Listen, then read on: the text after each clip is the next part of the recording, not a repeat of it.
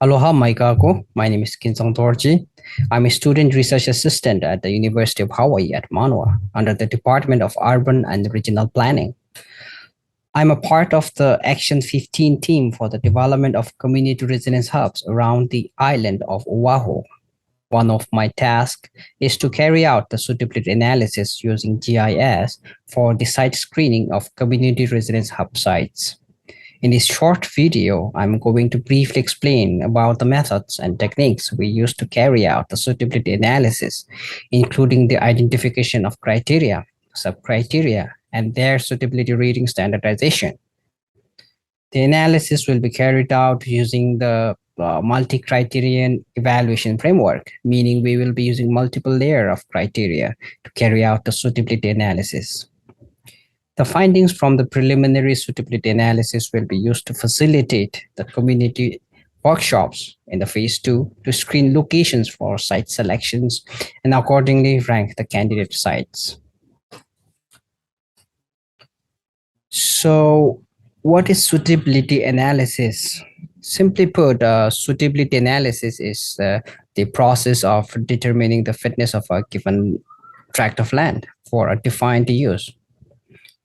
In our case, it's the process of determining the fitness of a land for developing a community residence hub. In determining the fitness of a given land, we gather all the information that are relevant to community residence hub. For example, we want the hub to be located in the area that's well connected with roads. Likewise, we want it to be far away from flood zone, tsunami, etc. And then we group them in the form of criteria to be considered for the analysis. For the community resilience hub, we have identified 5 broad categories of criteria. They are: number 1, community support, where we analyze the community support, community's willingness to invest their time, resources, local knowledge in developing the hub.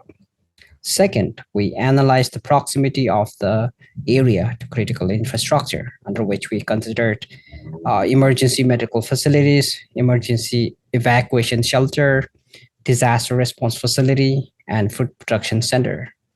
Essentially, we are trying to rank these areas such that the closer it is to these facilities, the more suitable it is for developing the residence hub.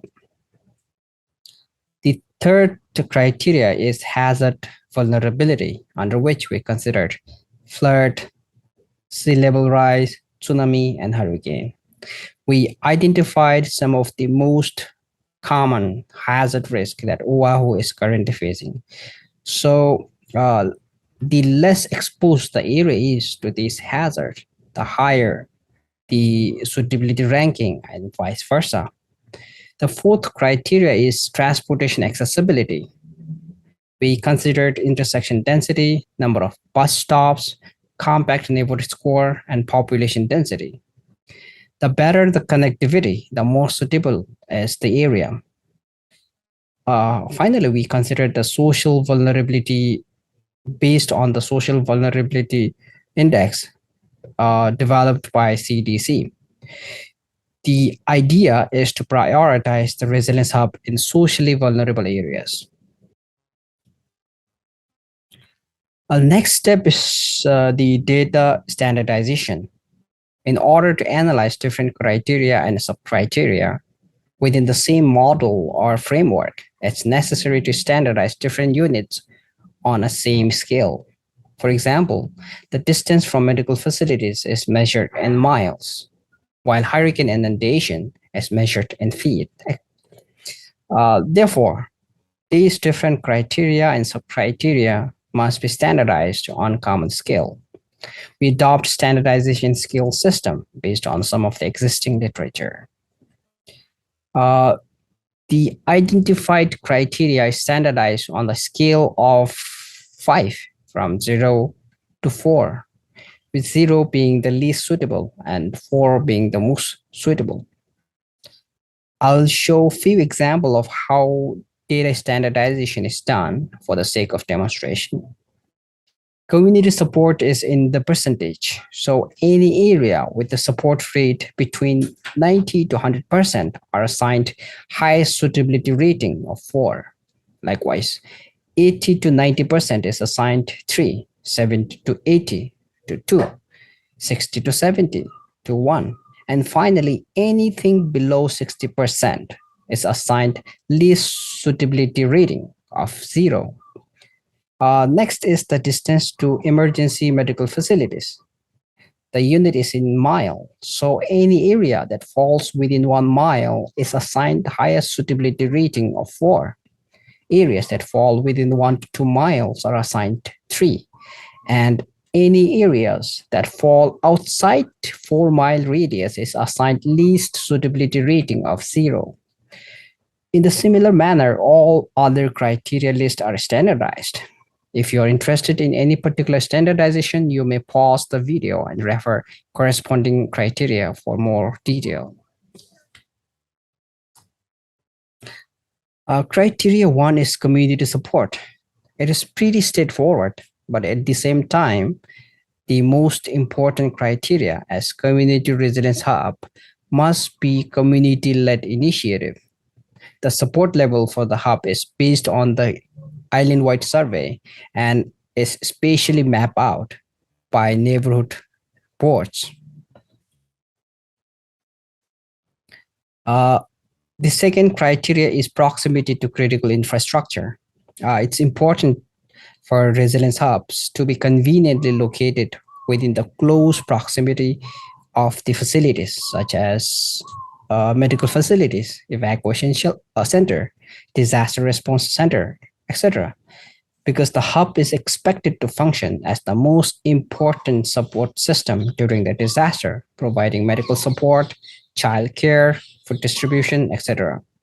Like I mentioned earlier, the distances are standardized based on the table shown on the slide. The first step is to map out the location of all critical infrastructure around Oahu and create a multi-buffering around the infrastructure at the distance of 1, 2, 3, and 4 miles respectively.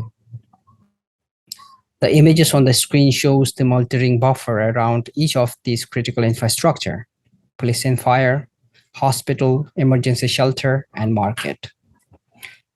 These individual maps are then overlaid and a composite map is created to produce suitability map for proximity to critical infrastructure. Here is the suitability map of criteria 2, proximity to critical infrastructure. All the areas falling in the green spectrum are located relatively within the close proximity from the identified infrastructure. Therefore, it's more suitable for resilience hub. Likewise, any areas falling in the red and orange spectrum are located relatively far away from identified infrastructure, due to which it's not suitable for resilience hub. The third criteria is hazard vulnerability. It's extremely important to consider hazard exposure while planning for disaster, since a community resilience hub should be located on a site that is least vulnerable to hazard. As mentioned earlier, the hazards such as flood, sea level rise, tsunami, and hurricane are standardized on the common scale as shown in the table. The images shows the exposure map of each of these hazard categories: flood, hurricane, sea level rise, and tsunami. These data are from City and County of Honolulu. The maps are then overlaid and composite map is created to produce a suitability map for hazard exposure. Here is the suitability map of criteria 3, hazard exposure. The areas falling in the green are least vulnerable to hazard and accordingly more suitable for resilience hub.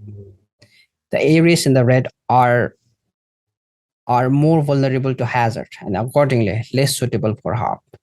As you can see from the map, at the island-wide level, it's mostly the areas located close to coastline that are mostly exposed to hazard.